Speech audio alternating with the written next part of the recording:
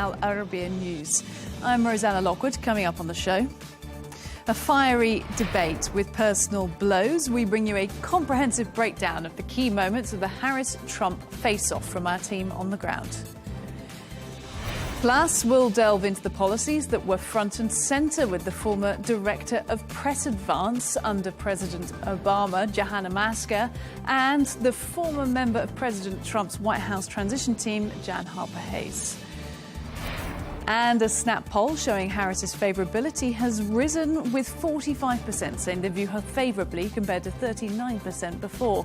We'll have analysis from a pollster and insight into who the VP really is with her biographer.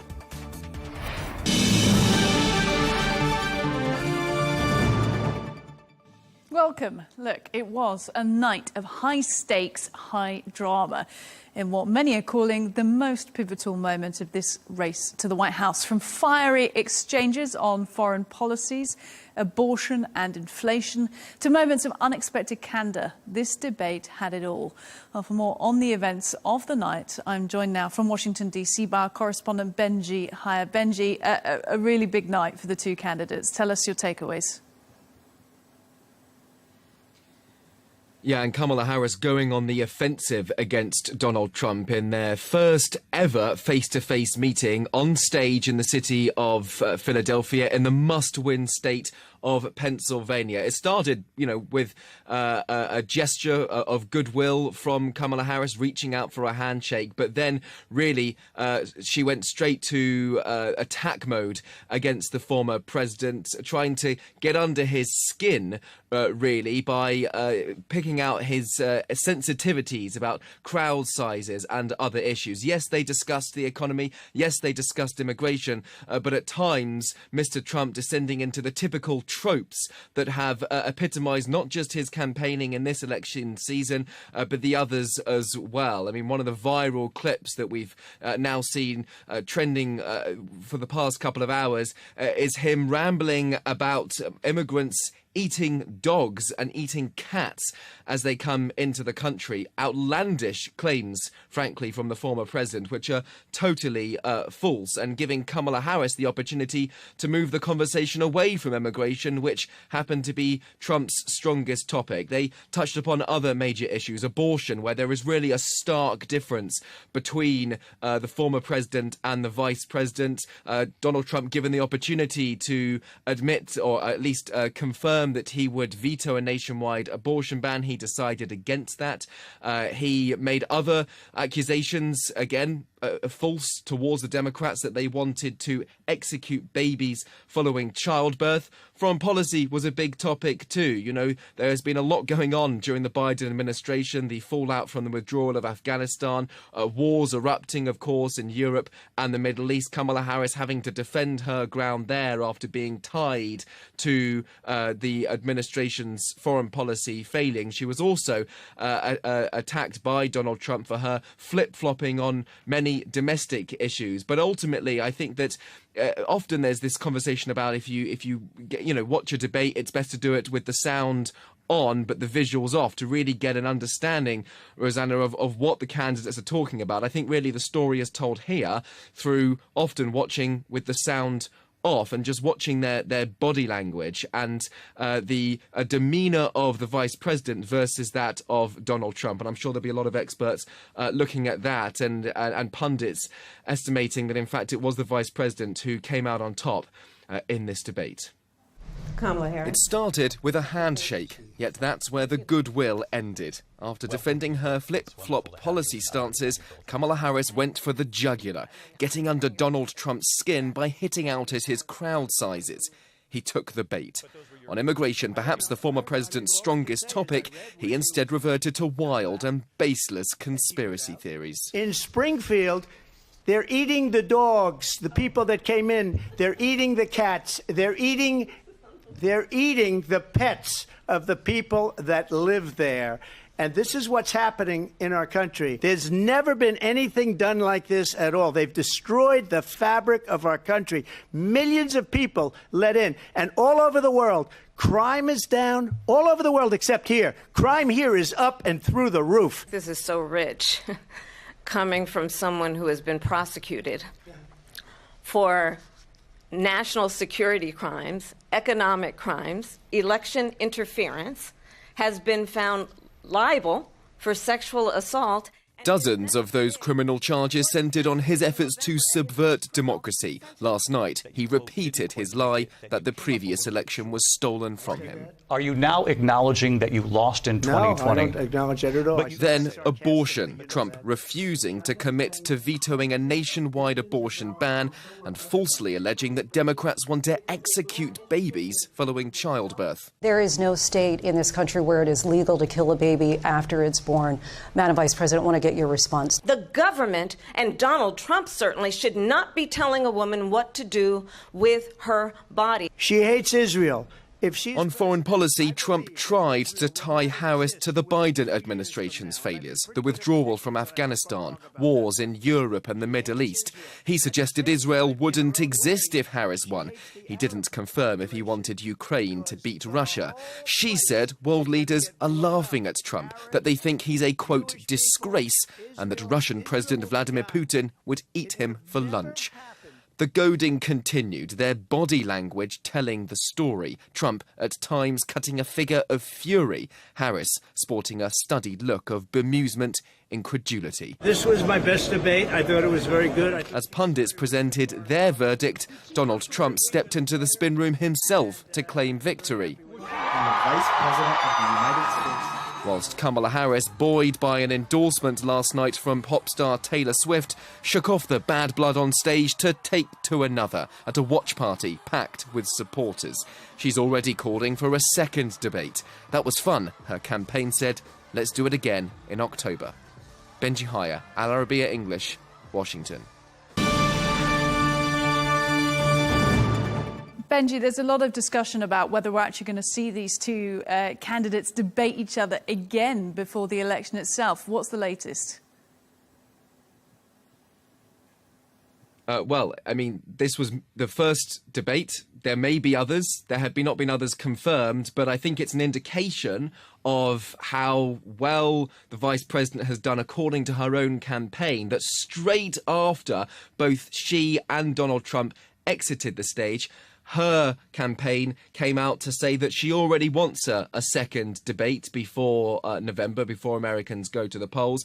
Her campaign saying, that was fun, let's do it again in October. Now, Donald Trump claims that the only reason Kamala Harris wants to do this is because she lost the debate and wants another opportunity. Of course, that's how he's spinning it. That's how his team are framing it. He has not committed to a second debate. And frankly, the understanding here is that it is unlikely. This was seen as the first and only, but the American people may want to get an even greater understanding of where Kamala Harris stands on many issues. Donald Trump may decide that if the polls keep going away from him and in favour of his rival, that actually it may be in his interest to have another go and another debate. But time is running out. Yes, polling day is on November 5th, but in many states, the opportunity for people to cast their ballot opens many weeks before. And so if they want to try to put their pitch to voters, that is going to have to be done much more sooner than polling day itself. And look, a large part of electioneering these days is about getting those big endorsements from big names. And one big name in particular in the hours after the debate last night coming out, a certain female pop star. Tell us about it. Do you think it's going to make a difference?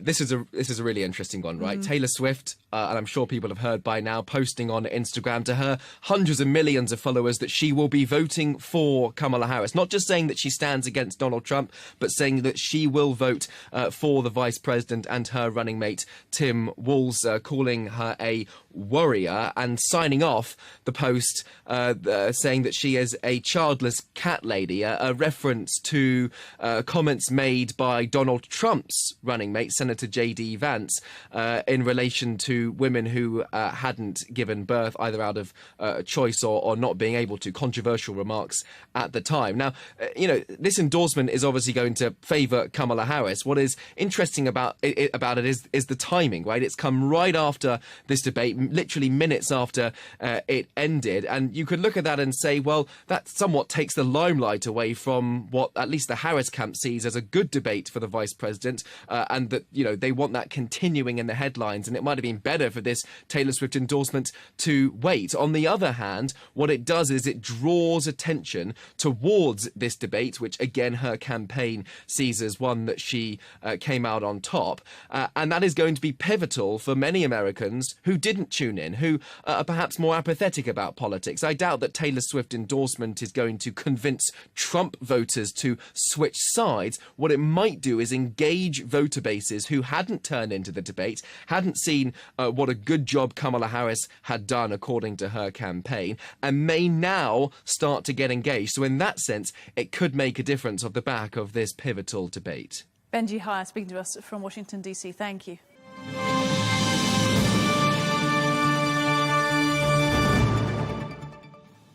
Well, now to discuss who came out on top of the debate. Joining us is the former director of Press Advance under President Obama and currently still the host of the brilliant Press Advance podcast, Johanna Maska. Johanna, great of you to make time for us today. I know you'll be busy sort of summing up what you saw last night, but your initial takeaways, any surprises for you? Well, I was initially very worried about how this debate would go because I worked with President Obama in 2008, and he had more than 20 debates against Hillary Clinton before he ever had a debate against John McCain. But last night, Kamala Harris showed up for that debate, and she did exactly what she needed to do. She talked about issues that matter to Democrats. She got her Democratic base completely motivated. I mean, people were really nervous.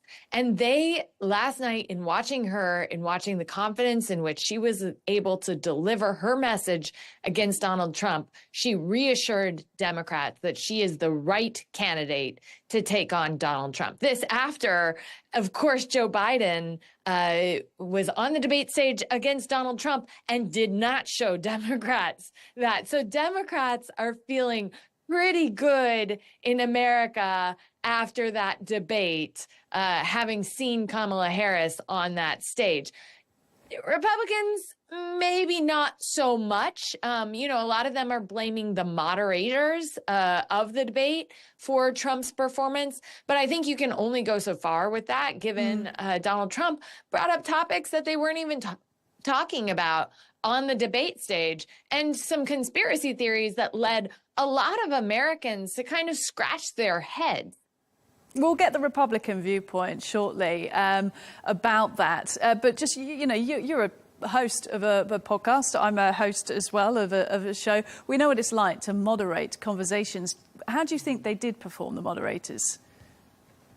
I loved that they didn't make anything about themselves.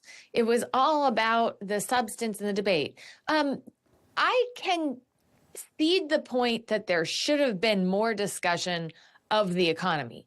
I wish Kamala Harris would have forcefully taken the inflation argument. A lot of Americans are very concerned about inflation. Inflation is a worldwide effect of closing down the economy for the pandemic, and really showed that Donald Trump was the one who mismanaged a pandemic, led PPP spending in America, all of the COVID spending efforts. A lot of that went through banks and led to massive fraud and abuse, more fraud and abuse than Americans have seen spent in the war in Ukraine. And if she had effectively tied that to Trump, he is not a fiscal conservative. So I think there could have been more discussion of the economy, because that is very important. But Kamala Harris did bring up issues that matter to younger voters, because we see it taking jobs, artificial intelligence, quantum computing, kind of the future of America. We didn't see so much of that from Donald Trump. His was kind of the same playbook that he's used. The reason that America is struggling, he argues, is because of immigrants. Immigrants historically in America have actually added to our economy, not subtracted from our economy. But the most puzzling thing that he said last night was he brought up this just completely false story about Haitian migrants in a small town in Ohio stealing and eating people's pets.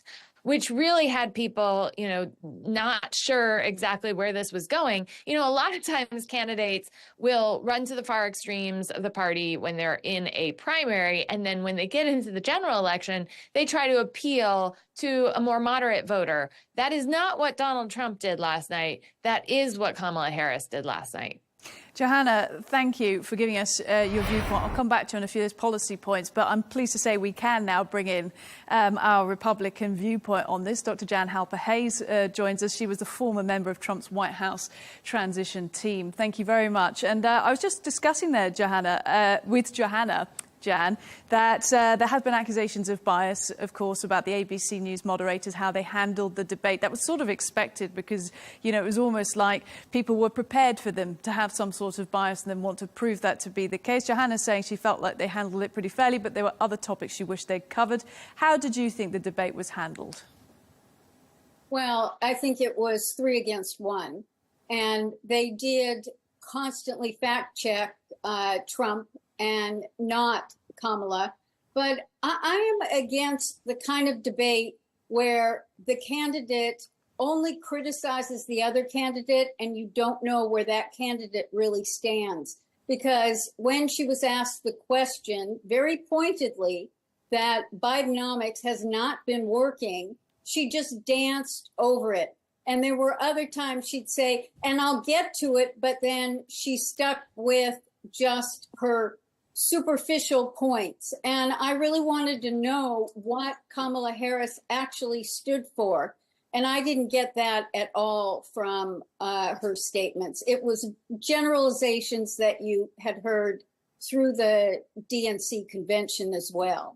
And in the spirit, I will come to you, Johanna, on responding to that. But in the spirit of fairness, as a moderator of a debate, just like we saw last night, I'm going to come to Jan one more time and just talk about how you felt Trump then performed, because we just focused there on Harris. But some are saying Trump felt underprepared on stage. Do you think that's right? Oh, I think we've just lost it. Sorry, my dog was just about to do a squeaky toy.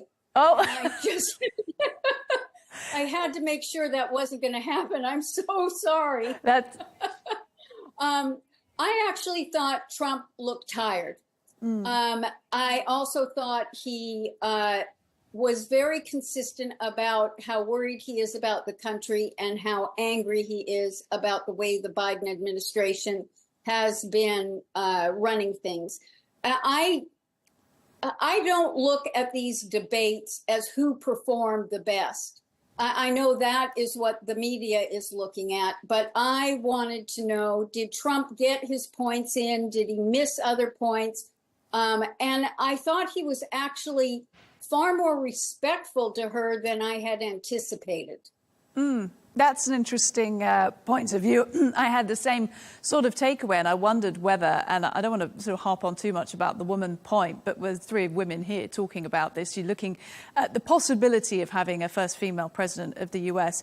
And we heard before the debate that they would just treat each other as candidates, as opponents, rather than, thinking about gender. But did you find he was more respectful than, say, he was towards Hillary Rodham Clinton, Jan? Oh, he had good lines for Hillary. He did. You'd be in jail, yeah. But and they had a repartee. Hillary and Trump really had a repartee going between them in all of the debates. Kamala was focused on getting her practice points across, and she did that well. I don't think that. I happen to know from looking at X, formerly Twitter, last night, and Getter and Truth Social, people were dropping out of the debate at least a quarter to a half a way through. They just either thought it was painful listening to her or it wasn't going anywhere, and they didn't feel that the moderators were objective enough.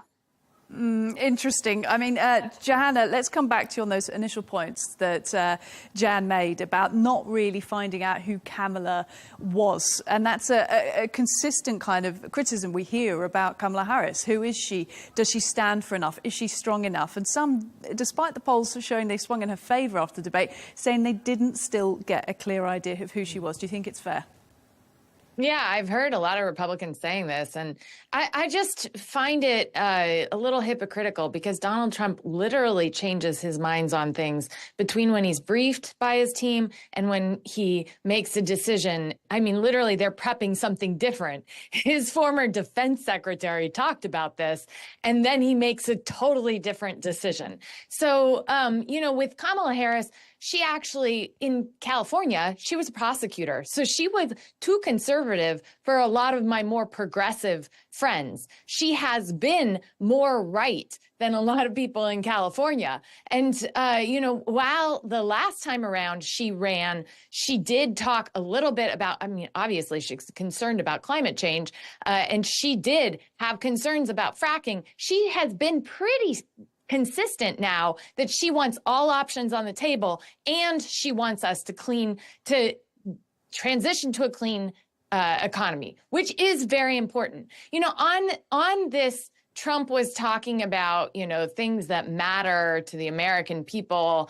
It is a dark picture that he painted of America. He talked about America dying. He talked about, migrants overrunning our cities. Two things cannot be true. American is strong.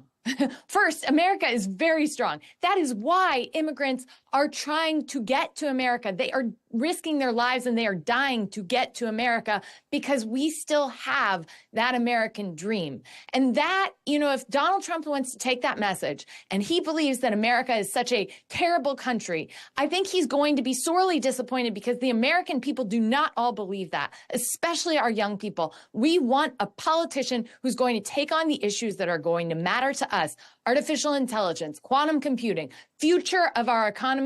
And that is what Kamala Harris showed that she's going to do, and in a bipartisan fashion, for anyone who wants to come to the side of reason and normality and not talk about America as a dying country, because we are not. Jan, coming to you on that, because there is talk of Trump trashing America as part of his campaign strategy. Do you think he's doing that? Well, I wouldn't use the word trashing, but if you look at the amount of inflation, the prices of food, the fact that people have to give up certain things and can't put food on the table for their family, the fact that the price of petrol has doubled or tripled, when you look at that and how Bidenomics hasn't worked, that's what he's talking about. The other thing is the fact that, yes, we are a country that was built on immigrants, but they came in legally. They paid their dues. They did it the right way. These people are crossing the border, and every town has become a border town.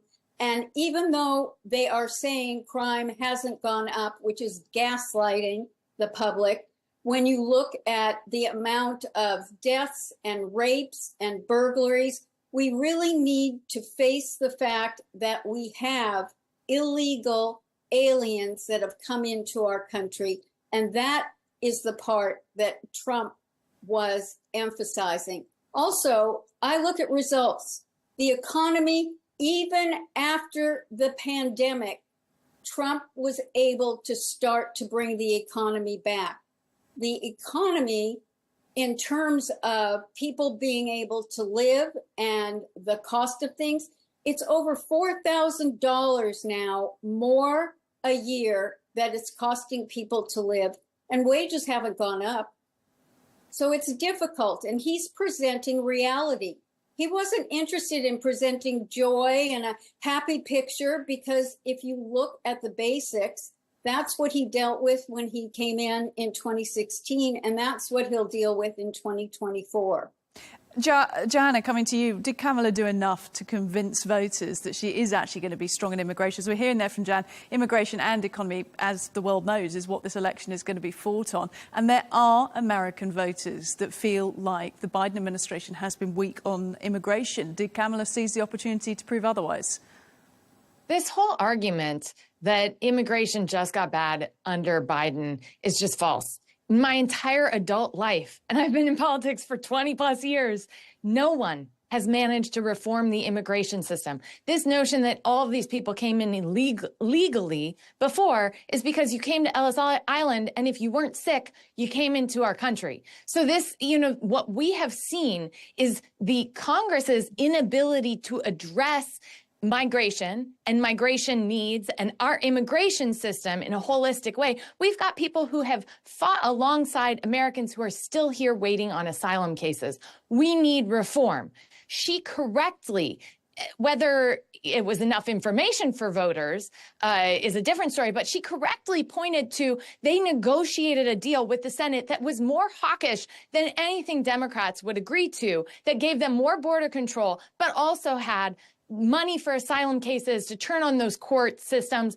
And the Republicans were the ones who spiked it. And not because it wasn't a good deal, because Donald Trump couldn't own it. And that's a problem. This is the thin argument that the Republicans are making. I live in a border state. I live in a border state that wants our immigrants to come to America legally so that we can have safe cities. But you can't just blame migrants on all of this crime. And crime statistics are down. As much as people want to say that we're living in a terrible place in America, I mean, the context is skewed. When you go anywhere else in the world, you realize how lucky and how blessed you are to live in America, where we do have safe communities and we do have police forces who respond, teachers who teach our kids. And when we undermine these things, when we undermine the institutions, it is to our detriment. I want to see both parties stop, but I will say that Kamala Harris, for her part, I think did a very good job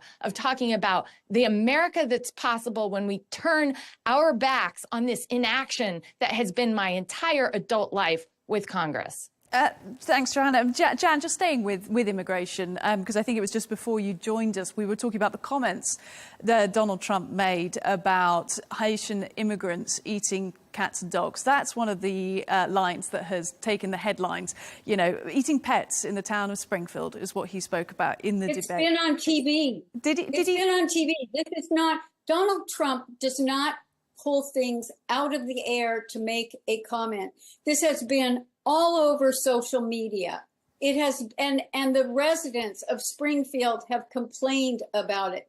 But I'd also like to go to a point that Joanna brought up, which is something I share, and it is the frustration with Congress. And when I was the global vice president of Republicans overseas, we had a congressman here giving a talk, and I asked him, why is immigration still on the table and you never resolve it? And he gave me a very truthful answer. He said, if we get it resolved, then both sides have nothing to campaign on. And they have done nothing for 30 years. We've got this continuing resolution that keeps going, and it is the way the uniparty gets to avoid dealing with things. So I very much agree with her frustration on that. I would say that I wouldn't put a negative on the way things are being presented. I think Joanna has presented a very upbeat message, but Donald Trump is talking about the reality that a lot of people, a good 2/3 of the country, is feeling. And that's what his concern is. Joanna, your response to that? Reality. It's a reality check is what Jan's saying, rather than just sort of endless positivity. I grew up in Galesburg, Illinois. Galesburg, Illinois is a place that lost Maytag. It lost manufacturing. That manufacturing is critical to our economy. It's also critical to our national security that we have a strong manufacturing base. Both parties are responsible for that loss. Both parties let manufacturing walk away and didn't think about the national security ramifications. 100%, we need to solve for some of these issues. The jobs that we have in America are not the jobs of yesterday, and we need those strong jobs. Now, we also, I believe, in America have so much opportunity to solve problems for America and for the globe, and not turn our back on the globe, not say that migrants are the problem. We've got problems around the world. But if we could come together and actually work on some of these problems, America is still the strongest country. And I'm sorry, but I do not want to live in a world in which China or Russia is the one that's leading the world economy. So yes, 100%, I understand Americans are hurting. Those are many of my family members, many of the people I grew up with who are hurting still because of inaction, because of bad policy. We have to address that. Do I trust one leader to address it whole stop without any input? Absolutely not. That is why I am troubled when Donald Trump only believes and only listens to himself. And I will say, Kamala Harris, for all of her issues that she may have, and I'll admit every person, every politician has issues, she listens, and that's what we need. Not to hop on about the cats and dogs, Jan, but I realised that information was spread around social media and it was on certain television. But the ABC moderator in the debate, whether you agree with them or not, fact-checked Donald Trump at that point and said, you know, we've reached out to the town manager of Springfield, Ohio, and he's denied hearing any of these reports. And Trump dismissed that and said, well, you know, what's he got to say? And it was on TV and it was... But do you, rather than sort of focusing on the accuracy of that, if you don't agree with the moderator and the way they fact-checked, what about the fact that he seemed to get distracted in sort of sensationalist ideas rather than hitting policy points? Do you think that's a fair assessment? Well, I think that Donald Trump is very good. If you even go back to his tweets, he used them in 4 different strategic ways. 1 was to float ideas. 2 was to head off a problem before it became a problem, to get feedback from the public. The 3rd was to use it as a distraction. And the 4th was as a deflection. I mean, what was happening was that it's almost a way to bring comic relief to the tension of what's going on and get them to refocus back on the serious issues. Johanna, what do you make of it as a strategy? I don't think we need comic relief. I mean, to the point that Americans are hurting. I didn't say comic facts. relief. I said it's like breaking the tension. Well, and look, I understand. Like, a lot of times Democrats will say Donald Trump is terrible. You know, he doesn't have any ideas. And sometimes he does have ideas. So I understand the frustration that Republicans have.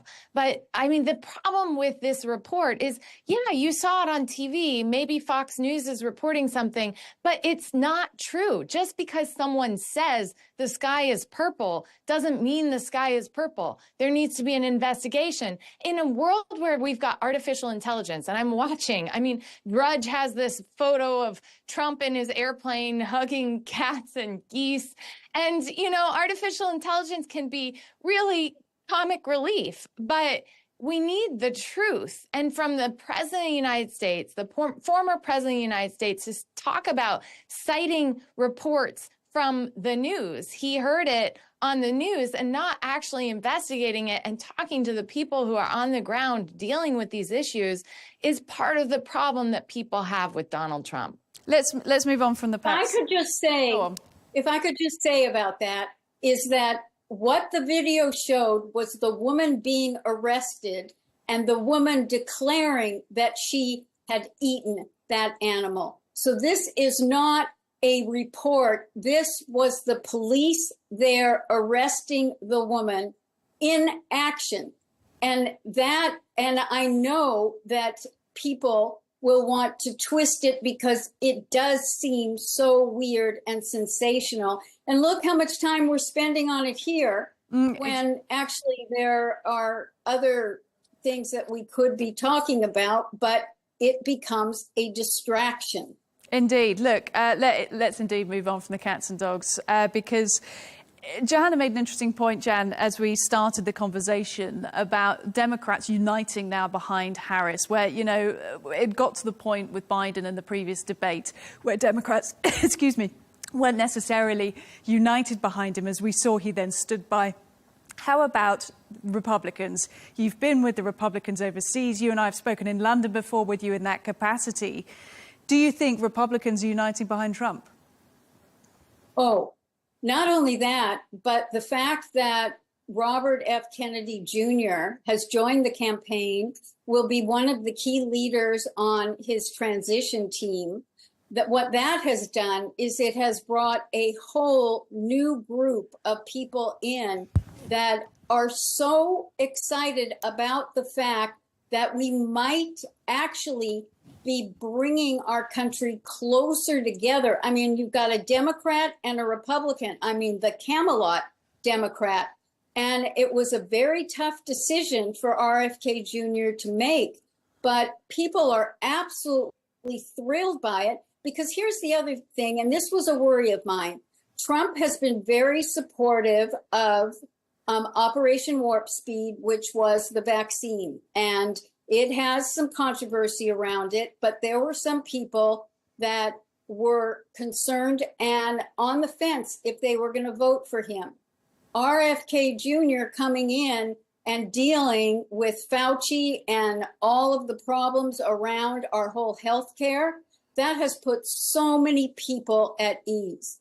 And people are excited because they actually believe we might move a bit more to the center. Now, I will tell you that the people who worked on Project 2025, which Trump is rightfully having nothing to do with, is that they're upset that what is happening is that people are coalescing more to the center and not staying strongly to the right. And I think tough luck for them, because they need to get with the times. If we're going to bring our country together, I mean, even listening to Joanna and some of the issues, if she and I were to sit and have a cup of coffee, I think we would find commonality on quite a few things. Let's take the candidates out of it, especially in Congress and dealing with the problems. And that's what we're looking for. We're looking for bringing the country together. And Trump has wanted to do that. When he didn't participate in the first debate and he did an interview with Tucker Carlson, he made a comment. He said, I want to be the president for all the people. And we know the media likes to, say no, and he's divisive. But every step that he keeps making is to move more to the center. People have been upset with the RNC platform because for 40 years, they were so anti-abortion and anti-IVF. And Trump has come out very strongly in support of IVF and in support for limited, including rape, incest, or at the risk of the mother's life. And that might have upset some of the hard right, but that is where our country is at. And Trump he's always had his finger on the pulse. That's why he won in 2016. And I think that's why he has so much support now. Jan, that's given me so much I want to talk to Johanna about. The idea of Trump moving more to the centre ground on some points being one thing you've raised, distancing himself from Project 2025, that sort of conservative, controversial manifesto, I think backed by the Heritage Foundation. You say correctly so. But actually, the one thing I want to ask Johanna about was your reaction I saw there when Jan was talking about RFK Jr. and his healthcare policy. Is that something you'd like to see in America, Johanna? No. This notion that Donald Trump has his finger on the pulse. I mean, I grew up in Galesburg, Illinois. Like I said, that's, real America. Donald Trump lives in a penthouse in New York. So his finger on the pulse. I just, I agree with you, Jan. If you and I sat down, I am absolutely sure we could find so many areas of agreement. My distrust for people who live in penthouses and say that they're connected with Americans is, because it's kind of hard to be connected with Americans when you're coming up and down an escalator. RFK Jr. is a troubled child of a famous politician. He had multiple drug arrests. He had issues with women. To me, he's more like Hunter Biden than he is like a politician that I want to emulate. The vaccine, I think that the Trump administration, Secretary of Defense Mark Esper talked about how he and HHS we're working on this. Obviously, it was miraculous speed that they got a vaccine to market. I hate that it was politicized. I hate that when Trump was in office, I had friends saying that they weren't going to take the vaccine because it was invented by a Republican. And when Trump left office and the Democrat rolled it out, they were all in line for the vaccines. I hate that these things became political because it's a public health epidemic. But I do love that America was the one first to the market with a drug that could save lives during a global pandemic, and we'll need that innovation again. The RFK Jr. coming to Donald Trump's defenses, maybe it's a small slither of Americans who are going to follow that, and I completely understand the Americans who have concerns about our healthcare system, about big pharma, about the influence that they have. I think we should discuss that. But RFK Jr. as their poster child, be careful who you root for when you've got a guy who had a dead bear that he left in Central Park and thought that there would be no consequences to his action. If Galesburg, Illinois, if you left a dead bear in the middle of the park, there would be consequences to your actions. And that's, I think, the out of touch nature of people who grew up in very different situations than I did. Look, Jan, just coming back to you on that, but we're going to have to wrap things up soon. But you talked about gaining RFK Jr., of course, as a supporter, uniting Republicans. You gained Tulsi Gabbard as well on the Republican side, but lost the Cheneys, Liz Cheney and her father, former Vice President Dick Cheney, and various other Republicans who said they couldn't back Trump. What does that feel like to you as a Republican overseas? Oh, well, good. I think that Liz Cheney has been an absolute traitor. That is an old regime. That is a neoconservative regime. And they have not moved with the times, with the people. They are part of the elites. And that is it's the elites that fear and dislike Trump the most. Because actually you could say something about him being in a penthouse, but he grew up on construction sites. He's always been called the blue-collar billionaire. He does have his finger on the pulse of people. There are many, many wonderful stories, not that I'll get into them because I'm not here to promote him. I am here to really talk about the strength of the platform that the RNC has, and that Trump will carry that forward, and that RFK, Tulsi Gabbard, Vivek Ramaswamy, you look, Elon Musk, who wants to come in and get rid of all of the inefficiencies in our government. And in fact, we lose over $60 billion a year because agencies do not renew their software. I mean, we get Elon in there. Look at that team. They all come with a set of skills that can focus on the issues that are the real problems of today. Ladies, just wrapping up, and I don't want to minimise any of this because it's been a fascinating discussion, but come on, Taylor Swift has come out and endorsed Kamala Harris in the hours after the debate. Some are saying it's actually going to swing the election. Do you agree with that, Johanna?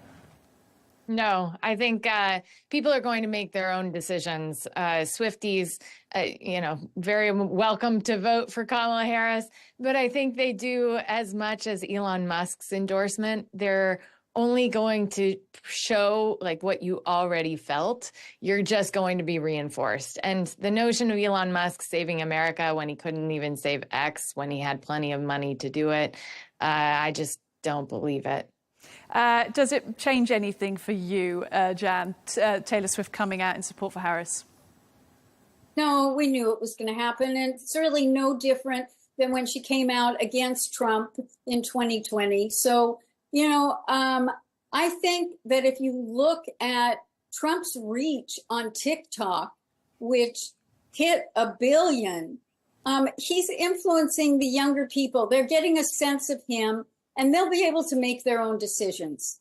People are getting a lot wiser because politics is just permeated every day of our lives. It's not like when I was growing up, that you didn't discuss religion and politics. Now, all we do is discuss those two subjects. You're absolutely right on that one there, Jan. I can agree with you there. Look, Jan Halper-Hayes and Johanna Maska, it's been great speaking to you both. Thank you. Thank you for having me.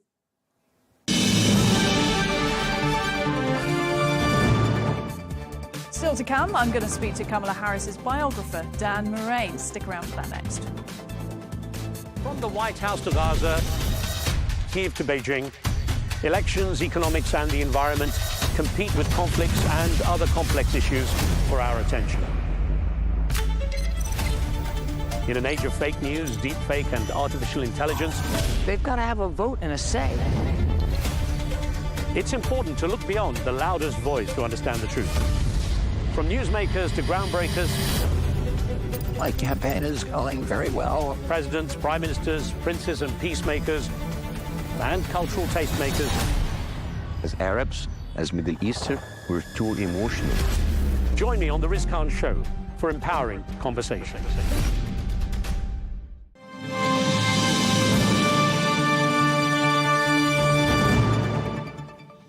Well, to rake over the coals of last night's debate, I'm now joined by former senior strategist to Donald Trump, Dr. Sebastian Gorka. So thank you for your time. Let's just start with the obvious. What did you think of Trump's performance in the debate? Well, as I tweeted out right after the debate, it was better than I expected for Kamala. She did her homework. She had her New York Times talking points squirreled away in her cranium. And President Trump allowed her to get under his skin. And of course, look, the bottom line is he wasn't debating her. He was debating her and the two moderators who were completely in the tank for the Democrat Party. So it was 3-1. But at the end of the day, look, let's be honest. Debates don't win elections unless it's, you know, the 5 o'clock shadow for Nixon versus JFK. It doesn't change the price of petrol, doesn't change the price of a dozen eggs in America. These are for the wonks. These are for the political freaks. Very few Americans sat through that 90-minute-long diatribe. And as a result, it doesn't really move the needle for either Kamala or the president. So in the next 55 days, there's still everything to play for. Well, that sounds very aligned, your words there, with what we heard from Trump himself this morning, speaking on Fox and Friends, himself saying he just didn't feel inclined to do another debate because he said he felt like he came out on top last night. Is this just a way of basically trying to sidestep doing another discussion with Harris? Well, it's not going to happen. I mean, it's a pointless discussion. There is absolutely no way that Kamala Harris will agree to another debate. It was hard enough to get her to agree to this one with all her ridiculous demands about having access to notes, and she wants live mics so she can talk over him in the break. There is no advantage to her. She thinks she's done amazingly, and as a result, it would be absolutely foolish of her to agree to another debate. So even if my former boss says yes, I'm sorry, it's not going to happen. We're going to have J.D. Vance versus Tim Walz, the Veep candidates debate, and that's going to be it, I'm afraid. What was working? So you're saying working against Trump last night with the moderators, in your view, from ABC. You feel like they were in the Democrat camp. That's your opinion. What else? No, it's not an opinion. I mean, look at the absurd things they said. Said, you know, Muir said, and you told your followers to march to the Capitol on January the 6th. How strange, and God bless President Trump for pointing it out, that he left out the actual thing the president said. I was right there in the front row at the White House listening to the president on that cold January day, and he said, we will patriotically and peacefully march to the Capitol so our voices can be heard. So when the quote-unquote journalist leaves out the most important part, peacefully and patriotically, and when they fact-check President Trump on numerous occasions, and don't fact-check her once. I mean, one of the most egregious moments when she said, the policemen who were killed on January the 6th, no policemen were killed on January 6th. The only person who was murdered that day was Ashley Babbitt, a 14-year Air Force veteran, a 90-pound unarmed woman who was shot in the neck and killed by Lieutenant Michael Byrd. Thankfully, President Trump made that clear. But yeah, whether it's the fact checking of him and not her, whether it's the Democrat talking points, this wasn't a debate. This was a show trial for Kamala and her buddies. Do you feel like there were other points where Harris wasn't fact checked, where you would like to have seen fact checking? Oh my gosh, utterly. I mean, think about the fact that she is now talking about building the wall, or she's saying that she's not going to ban fracking. I could show you clips now of interminable instances on the campaign trail as senator, as vice president designate, where she said, "We will end fracking. I am coming after your assault rifles." And the fact that the commentator said, hang on a second, for the last 7 years, you've been talking about banning fracking, but now you're not only pro-fossil fuels, you want to build the wall. You are the border czarina, and you let more than 20 million illegals into America. But now you're stealing President Trump's platforms, whether it's building the wall or no tax on tips. So strange that the moderators did the thing to fact-check her on her multiple 180s. Well, let's talk about missed opportunities by Trump then, because the moderators asked him whether he would like to see Ukraine win the war with Russia, and there wasn't really a response on that. Do you think that's a misstep? No, because I agree with what he said. I mean, what partisan hackery. The moderators say, hey, don't you want Ukraine to win? What kind of a question is that? Well, are we taking sides in other wars? Is it not up to the Ukrainians to decide whether or not they want to win? President Trump, and I know this implicitly, and I've discussed it with him personally, he wants one thing and one thing alone, for the bloodshed to end. Whether it's the hundreds of thousands of Russians, or whether it's the benighted Ukrainian civilians and military, he wants it to end. And I guarantee you what he said last night is absolutely true. If God willing, and we do our part and he is re-elected to the 47th presidency, then even before he's inaugurated, the fighting will end, because Vladimir Putin is afraid of my former boss. And I can tell you why. When we told him 300 special forces from Russia are running around Syria, he said, really? Kill them all.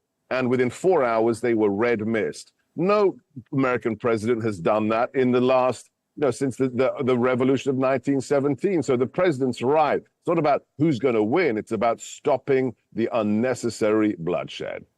Let's talk about one of the other major points of contention that has been played out time and time again in debates and interviews with Trump. And then recently he said about the loss of the 2020 US election. He'd said in a previous interview quite recently, well, yes, OK, I didn't win. And then saying again, well, actually, I was being sarcastic about that, insisting he won the US 2020 election. Do you think he's just going to stick to that narrative throughout? And should he?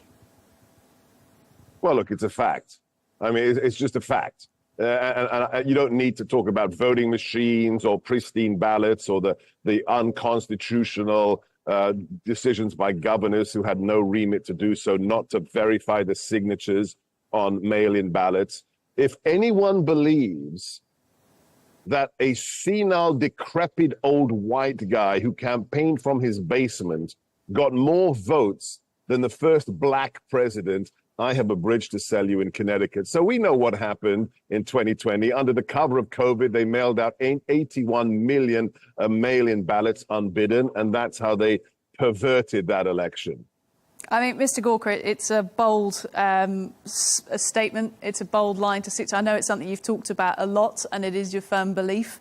Others would say Biden won fair and square. And what you're suggesting there is that he's then not been a legitimate president for the last 4 years.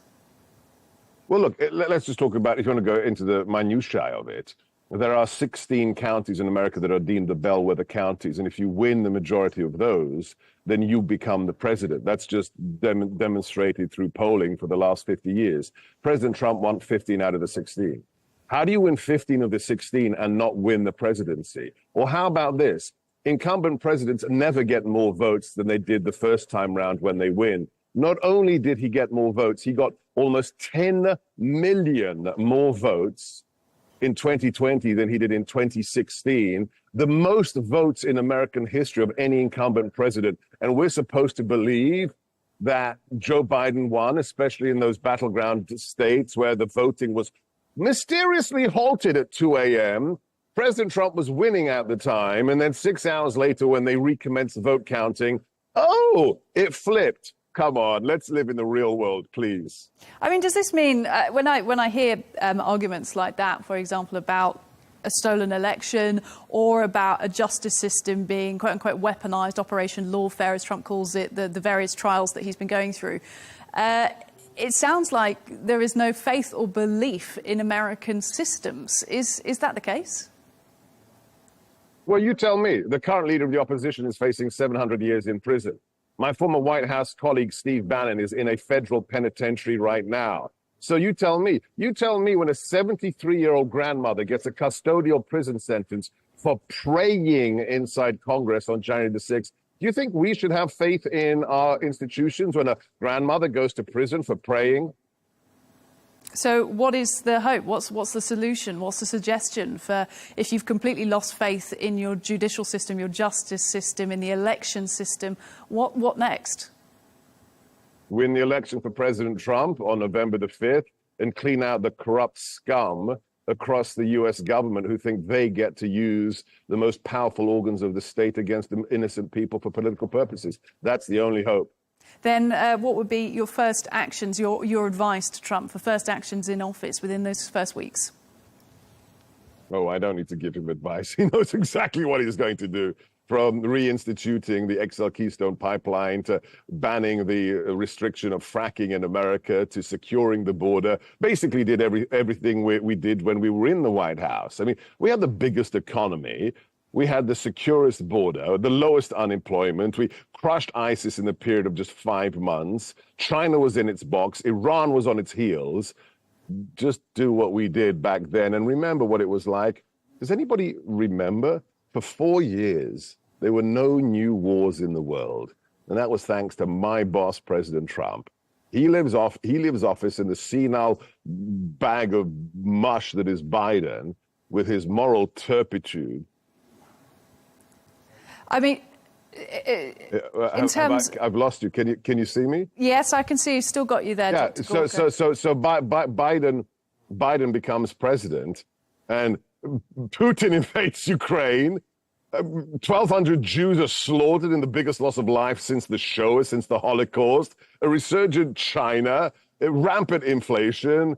Just get President Trump back in office, and then America can be great again. I mean, do you think all of that, you've just mentioned the Ukraine war, the current situation that's going on in Gaza, all of that was somehow restrained by having Trump in office? Well, isn't it weird? I mean, that when Obama's in office, Putin invades Crimea.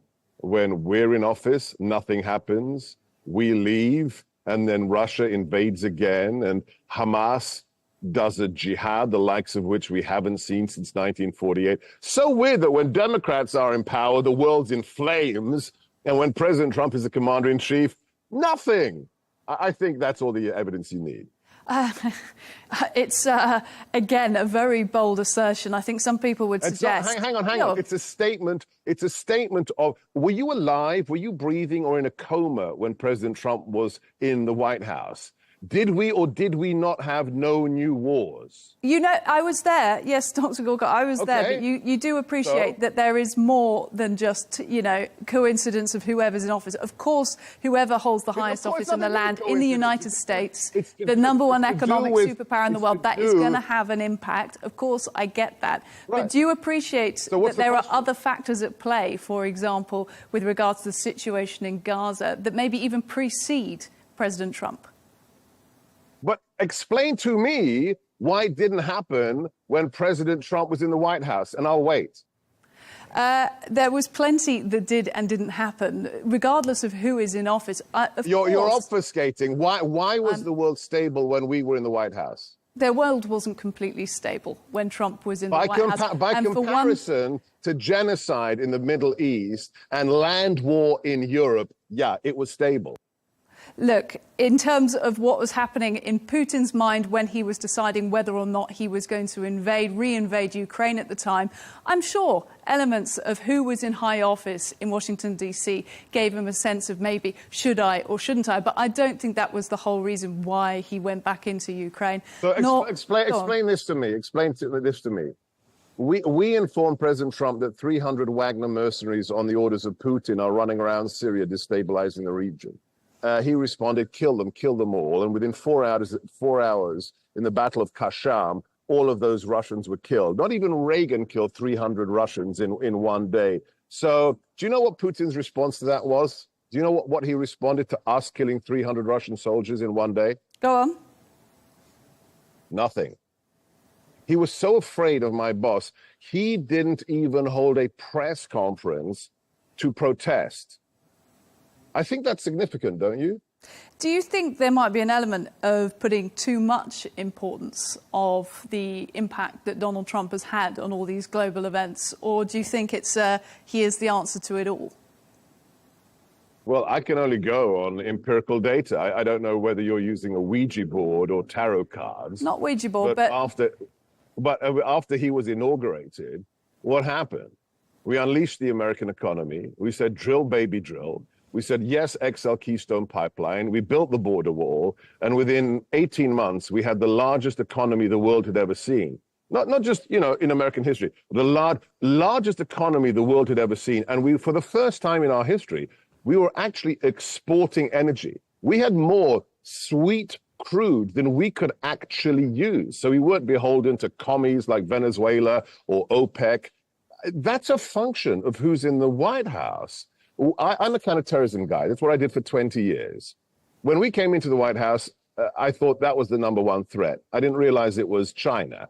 When President Trump said, you know what, we're going to destroy ISIS and we're going to do it in 5 months, I thought that's a pretty bold statement.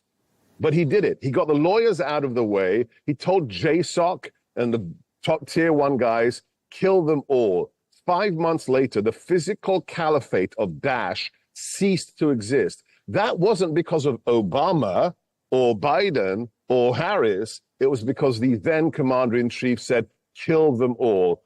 That's why President Trump needs to be back in the White House.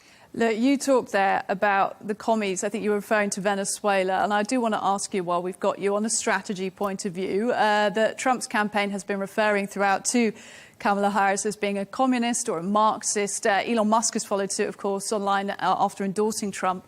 Do you think that's a smart strategy? It depends, which segment of the population you're talking to. And I think it's important to note that the apple doesn't fall far from the tree. Your viewers and listeners can check right now who Kamala Harris is and where she comes from and what she did in San Francisco. When you're pro-crime district attorney, when you say that, law-abiding citizens should not have access to the arms they need to protect themselves, that's what communists and fascists do. What's the first thing Stalin and Hitler did? Disarm the civilian population. And look at who her father is. This wasn't a pejorative headline. This is a real headline from the time.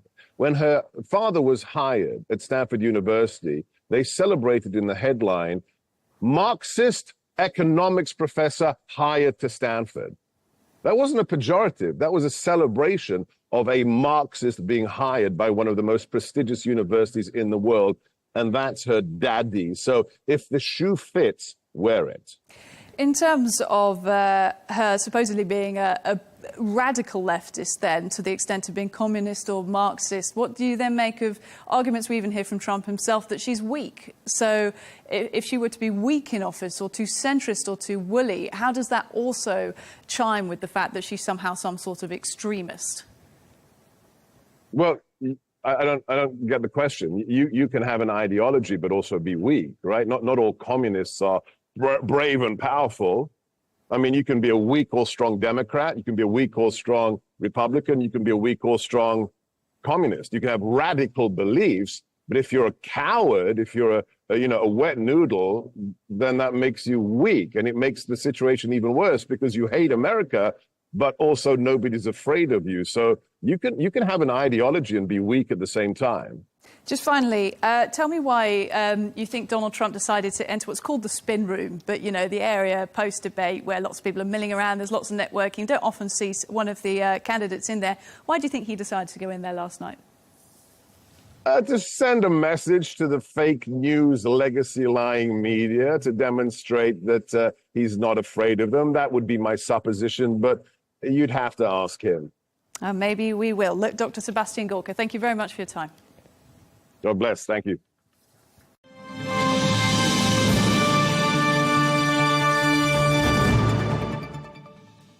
Well, for an insight into who the real Kamala Harris is, I'm joined now by her biographer, the author of Kamala's Way, An American Life, Dan Moraine. Dan, thank you very much for making time for us.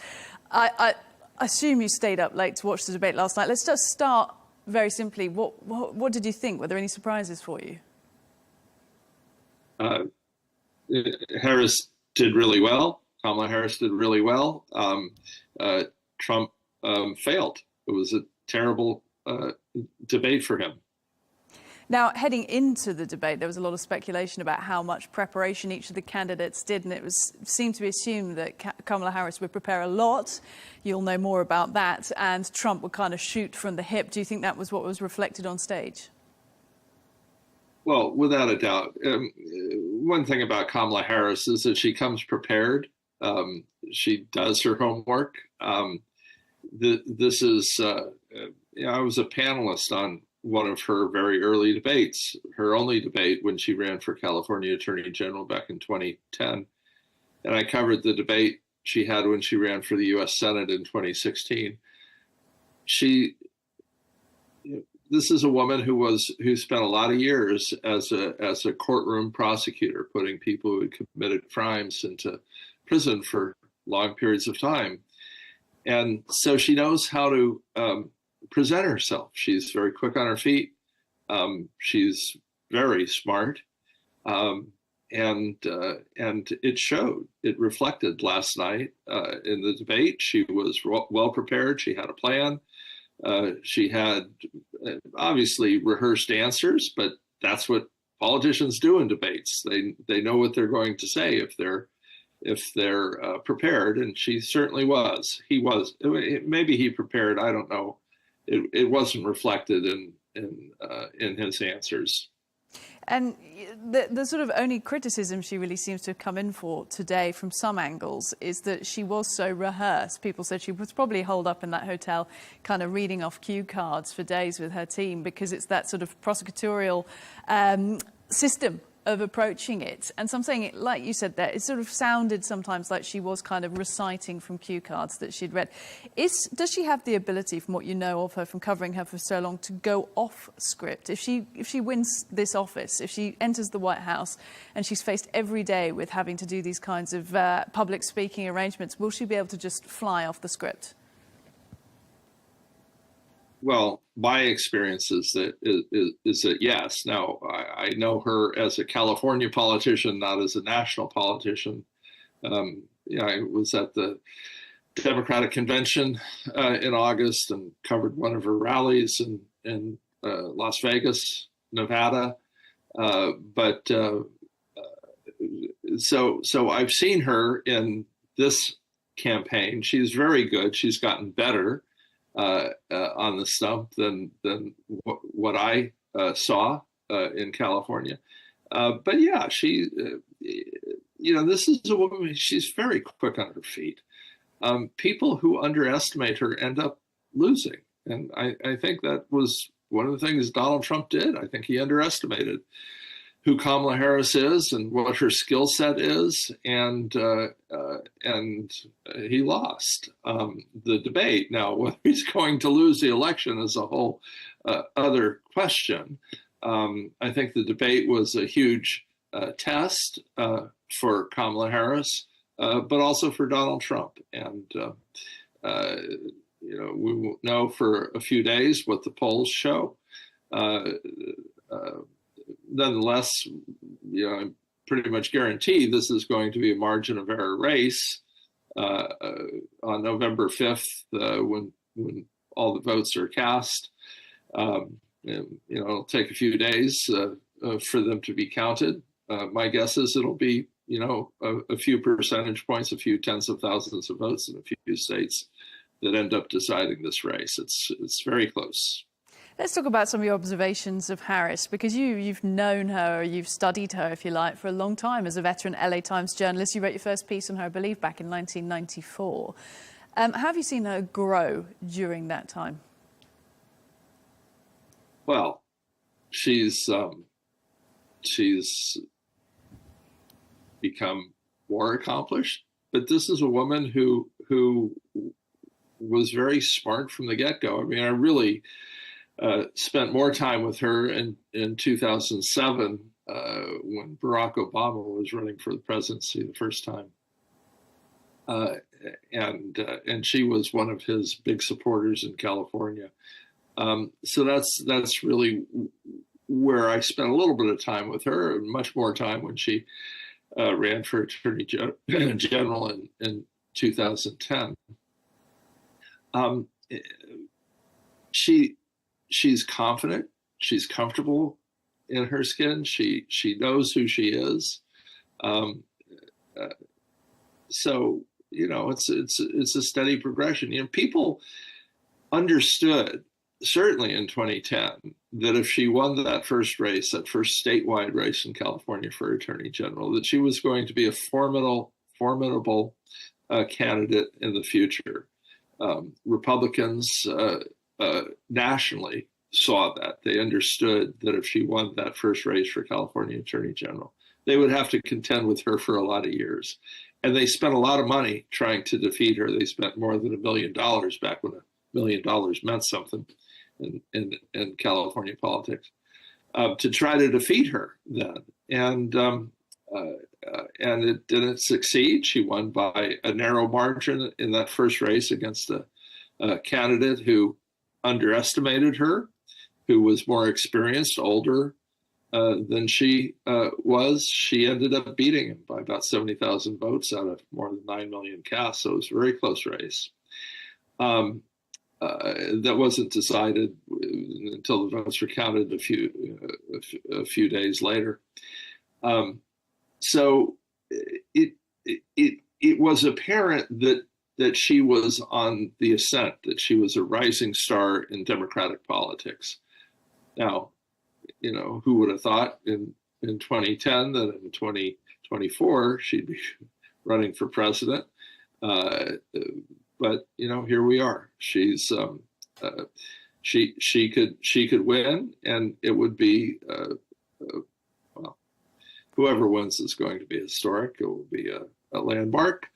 But she will she will bring something very new, very different to the White House. I was going to ask you about that rise, whether do you think she always had it in her sights? I know you don't live inside her brain, you can't possibly say for sure, but we have this sort of grand tradition in other countries like the UK, where I'm from, of politicians saying, oh no, not me, I could never be Prime Minister, but secretly they always have their designs on it. They always say no to the press, but they always want to get there. Is that Harris? Do you think she always had it in her sights to get to that top seat?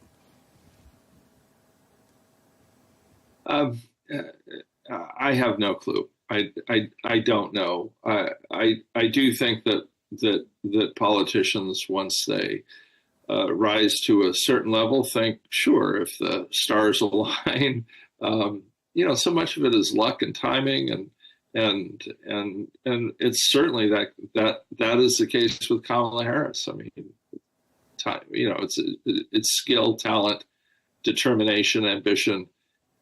And it's luck and timing. You can't underestimate the power of luck and timing. Who would have thought that Joe Biden would end his candidacy the way he ended his candidacy?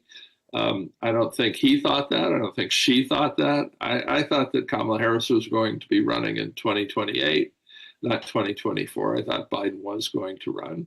Whether he won was another question. Whether he could have won is another question. But here we are. It's in this instance, it's luck and timing, because she ran.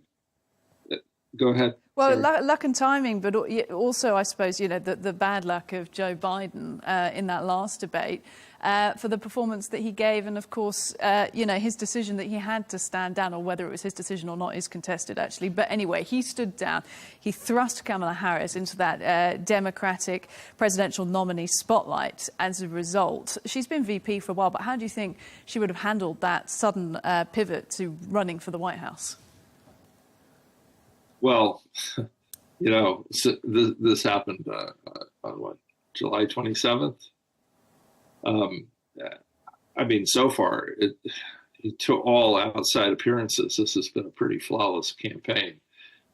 She has not made a mistake that I can tell. I haven't been at all her rallies in the swing states, which is where she's spending most of her time. But, from everything I saw in Chicago at the convention and Las Vegas at her rally in August, she's running a pitch perfect campaign. I'm certainly not reading anything that suggests the opposite. Trump, on the other hand, is stumbling. He's making mistakes. I mean, he talked about Haitian immigrants eating dogs in Springfield, Ohio. I mean, this is crazy stuff. And I'm pretty sure voters will see that for crazy stuff. Now, he said crazy stuff before, and he's won elections. So, so I would not count him out. He should not have underestimated Kamala Harris, and she should not underestimate him. Was it her ability in the debate then to not take the personal jibes personally? For example, when he spoke to her about her racial identity and, was kind of basically pulling her in to try and defend herself or to talk about herself. She didn't. She spoke about race in America instead. And analysts have pointed out that any attempt in the debate to get her to sort of talk about herself or her failures, her successes, or who she is, she turned it around and spoke about America and the people. Does that reflect what you know about her from having written about her? Yeah, this is somebody that she's a lawyer.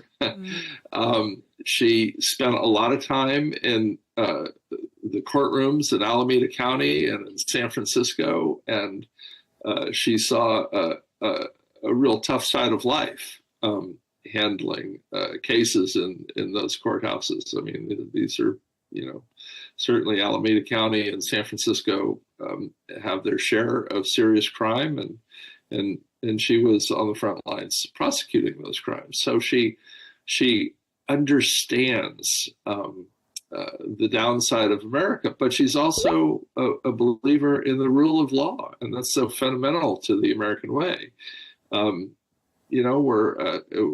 We aspire to be, not always are, but we aspire to be a nation of laws, and we're supposed to follow certain rules. For all the freedom that we have, there are rules.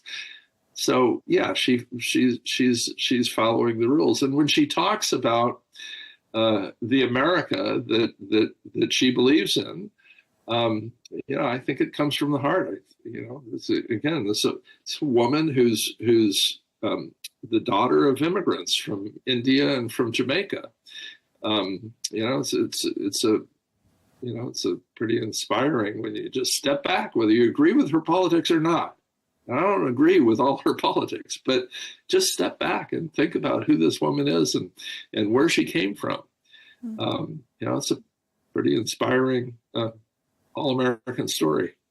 It has been alleged in the past that voters don't know enough about who she is, her background, her personality, and her history. She did open, I think, in the debate last night, saying that she came from a middle-class background. She spoke on behalf of those people. Like you said, there's elements of her story, her heritage, who her family were, how she grew up, that are coming out. Do you think she's managed to get more of that across in this race? Well, sure. She has talked about things in this race that I had been unaware of until last night. I didn't know that she was a gun owner. Well, she owns a gun. Okay, that's an interesting piece of information. I don't know how long she's owned a gun. No idea what kind of gun it is. Maybe it goes back to her days as a prosecutor. I don't know. So sure, she's talking about certain things, but you know, one of the facets of Kamala Harris, one that I find quite interesting actually, is that you know, right now she's on the most public of stages running for president of the United States. I mean, there's no more public forum than that. And yet there are pieces of her background we don't know much about. You know, she talks a lot about her mother. Her mother was a huge influence on her and her sister Maya, younger sister Maya. Obviously, I never met Kamala Harris. She died in 2009. But you know, what an incredible story she is in and of herself. A woman who at age 19 in 1958, long time ago, came from India to study, to become a cancer researcher at the University of California at Berkeley. You know, what a bold thing to have done in 1958 at age 19. This is a diminutive woman. She stood 5 foot tall. And yet she succeeded, and I think she imparted on her daughters the notion that you know, no excuses. You've got a brain and use it, and so I think that is reflected. We don't know much about her father. She doesn't talk about her father much at all, and so I find that interesting. He's still alive, yet. Has made no public appearances at any of her campaign events, was not at the Democratic convention. With her, was not at the inauguration back in 2021. Certainly wasn't pictured there if he was in attendance. So there's you know, there's that blank spot. We don't know. She doesn't talk about it. He doesn't talk about it. Maybe we'll find out in the fullness of time. That's really interesting, Dan. You see, I wasn't even aware of that. It would make sense to me that she has strong female role models and relationships in her life, but I didn't realize about the absence of any voice from her father yet. But I was actually going to ask you about the woman factor, the female factor in all of this, because going up against Donald Trump, who has had a history of making vastly misogynistic statements, that's no secret. It's sort of dogged most of his presidency before. It's kind of not brought up so much anymore. And I think last night wasn't actually a feature of the debate, seemingly. Everyone's saying, you know, he's going to debate her exactly as he would debate a male opponent. Is the US ready for a female president at last, and would that even form a factor of Harris's presidency? Well, I think pollsters will say that there are people who will not vote for a woman for president, or a person of color for president. So it's entirely possible that you know, she's not going to get a segment of votes of people who are of that view. Would any Democrat get those votes? I don't know. You know, there are, I'm sure, a few Democrats who would only vote for a white man. But you know, it's 2024. You know, we're the most diverse nation in the world. She comes from the most diverse state and the most diverse nation in the world. And, you know, again, her resume would suggest that, you know, she's certainly not a radical. I mean, last night, Trump called her a Marxist. I mean, that's just ridiculous. It's just silly. This is a woman who, you know, I mean, she was a prosecutor, and that came across last night in the debate that you know, this is it's kind of a flag waving person. Certainly not a Marxist. Certainly not a radical. She's a mainstream Democrat. In San Francisco, which is a very liberal city. You know, she was center left, but certainly not left. when she ran for that first office, district attorney, back in 2003, so 21 years ago, the local paper, the San Francisco Chronicle, endorsed her. And the headline on that endorsement editorial was "Harris for Law and Order." You know, that she was running as a conservative. The conservative in San Francisco is relative. I mean, she was a liberal, is a liberal, but is certainly not a radical. I mean, indeed, she gets targeted by the other side for being a communist, quote, a Marxist, and then also somehow not being strong enough in her positions and having weak policy points. I mean, we talked about that at the beginning of this conversation. I just want to finish down by asking you about her journey to being that prosecutor, because we've talked about it a lot. We haven't talked about what got her there. Why did she become interested in that line of work?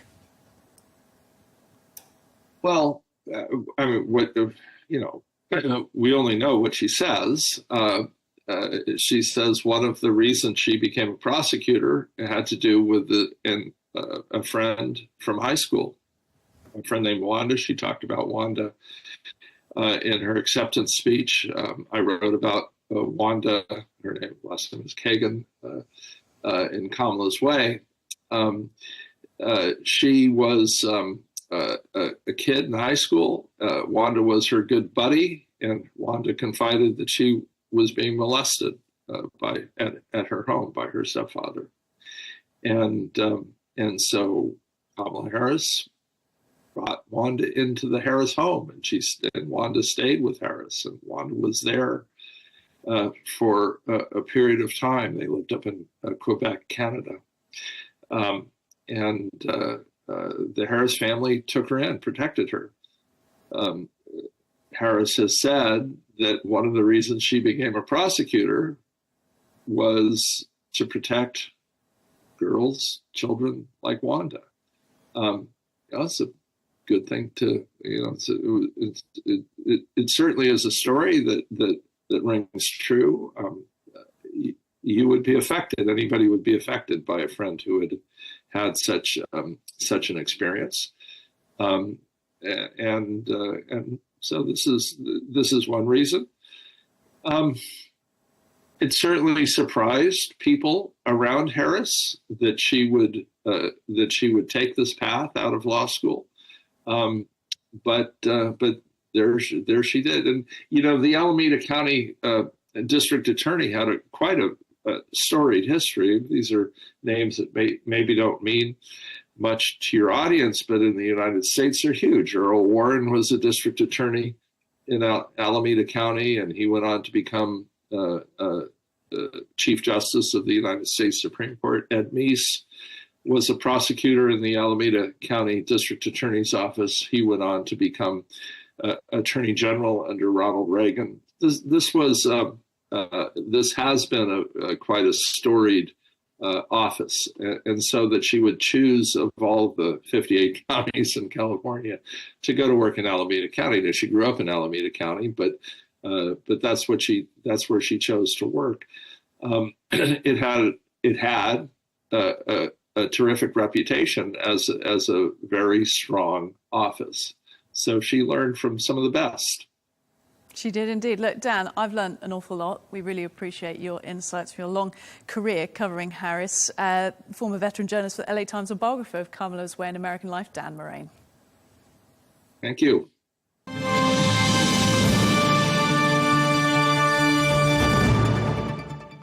Well, a snap poll taken right after Tuesday night's debate shows the current state of the presidential race between Kamala Harris and Donald Trump. To help us make sense of it, I'm joined by the founder of Delta Poll, Joe Twyman. Joe, always good to speak to you. And I appreciate normally your frame of reference tends to be the UK, but you do look internationally. What do you make of the polling data that we got out immediately after the debate? Well, immediately after, it is largely meaningless. And the reason for that is that most people won't be watching the debate. Most people won't be paying attention to the detail of debate, and most people won't be impacted by what they saw. Instead, what's important are the narratives, the stories that we tell ourselves and each other that emerge from the debate, that come out through traditional media, social media, word of mouth, this whole sort of thing in the following days and weeks. And it's those things that will have a broader impact on people's views and ultimately on the polls. But the polls themselves have shown consistently that it is very close. And that really is the headline finding of the polling immediately after and immediately before, and for some time now, really since Kamala Harris took over the Democratic nomination. You can point to polls where Kamala Harris is ahead on the popular vote. You can point to polls where Donald Trump is ahead on popular vote. You can point to polls where the Democrats have a lead in the swing states that are actually what is all important in this contest. And similarly, you can point to ones that where Donald Trump and the Republicans are ahead. The point is that it's all within the margin of error, and it's all only a snapshot of where we are at the moment rather than where we will be on the 5th of November. Yeah, and I think, you know, you and I have spoken about this before, but I think for the benefit of the viewers of this show right now, talking a little bit more about accusations that some polling is biased. When you see something as CNN poll or New York Times poll or Fox News poll, I know they're not your polls, you don't see inside of them, you from Delta Poll, where you are, but in terms of accusations of bias in polling and how they're conducted, do you think there is concern about bias? Well, generally speaking, and I do use the term generally speaking, polling conducted by legitimate polling organisations, whether it's Delta Poll in the UK, and we operate polling in the United States as well, or one of the other reputable agencies here or in the United States or internationally. Generally speaking, all those types of organisations will be attempting to do one thing and one thing only with their polling, and that is to accurately represent the population that they are trying to survey, be that the electorate as a whole, or specific groups within the electorate, floating voters, for instance, or the voters within a particular state or a particular region.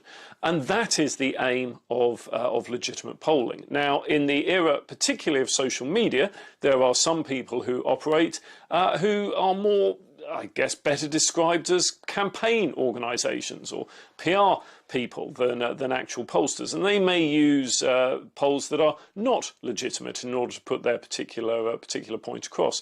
And of course, people will pick and choose the polls that they like or are most favourable to their position if they feel that will help their argument. And again, that is not an issue of the polls. That is an issue of the interpretation of the polls. But all polls are subject to a margin of error.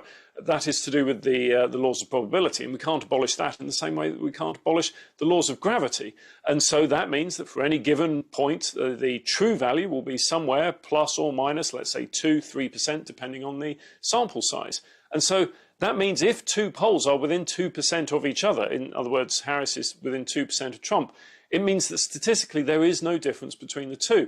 And when you're looking at particular states and particular contests that could come down to hundreds of thousands, if not tens of thousands of votes to decide the overall contest, it is going to be very close, and deciding that is extremely difficult.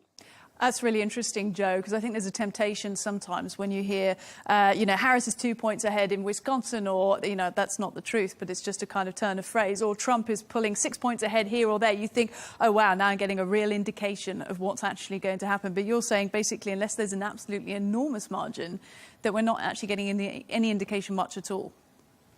Well, the other crucial thing to keep in mind is that polling is only ever a snapshot of public opinion at the moment. You can speculate about what may happen. You can point to particular pathways that could lead to a Harris victory or a Trump victory, but it is only that, speculation.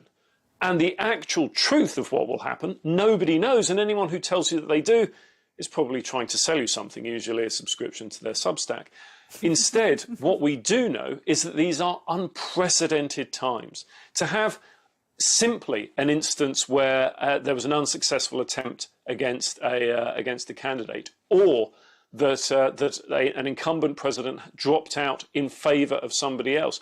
Any one of those individual things would be enough to make the situation unprecedented, and the combination of all of them illustrates just how unusual these situations are. And so you can point to historical precedent. You can say, for instance, that the Democrats have won the popular vote in every election since 1988, with the exception of 2004, which was in the midst of the Iraq War. That would indicate that it's highly likely the Democrats would win the popular vote this time again, even if they don't win the Electoral College.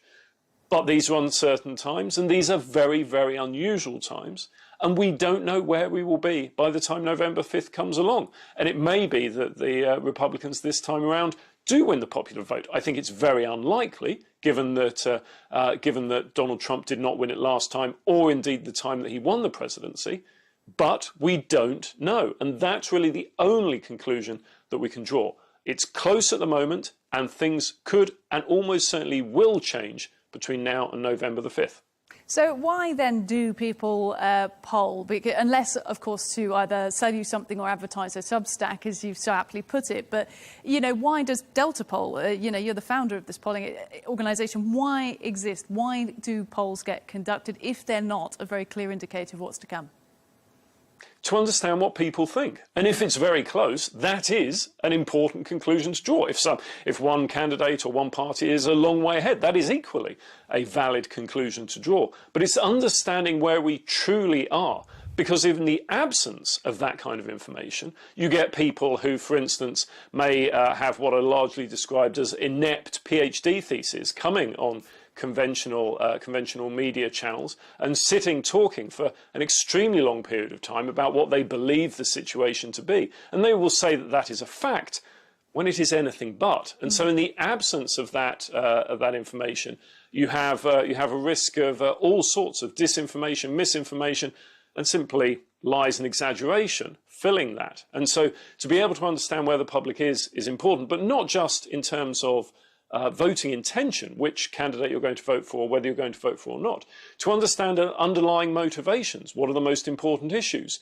What attracts somebody to a candidate? What turns off somebody about a candidate? All that provides a really interesting and a really useful and really important overview of public opinion going into any political contest. That's why it's always so good to speak to you, Joe, because you do just get the clear, unvarnished honesty and truth about the science of what you guys do, rather than somebody being a sort of armchair critic of what's going on. That being said, I'm going to ask you then about anything that's interested you or excited you from what you've seen from polling results coming out stateside about either of the two candidates. Has there been any new information we've had? I think the most interesting thing is actually not to do with the polling results as they are at the moment, but it's to do with Taylor Swift's support of Kamala Harris. And you may be wondering, well, why is that important? In a close contest, any advantage that the candidates can take will be helpful. And Donald Trump seems almost predestined to launch some sort of personal attack against those those he sees moving against him. So it will be interesting to see whether angry old man versus American sweetheart is necessarily an effective strategy there. But also the cumulative endorsements that Kamala Harris will receive, not just from the usual suspects, the Hollywood elite and so on and so forth, but everyone from former Trump officials, including people like Mark Mathis, but also Dick Cheney, the VP for George W. Bush, and on the other side of things, Barack Obama and Michelle Obama, to see them endorse and then provide a long list that ends with "and Taylor Swift," I think will be really, really powerful. And it'll be interesting to see that impact that has compared to Donald Trump, who's so far been able to offer Kid Rock and Hulk Hogan, but seems to be struggling to get even his former vice president, or you could say his wife, to offer a full-throated endorsement for his position. And I think come November the 5th, once people really start paying closer attention, things like that could make the difference where it counts. And, of course, not forgetting RFK Jr. Look, founder of Delta Poll, Joe Twyman, thanks so much for your time. Thank you.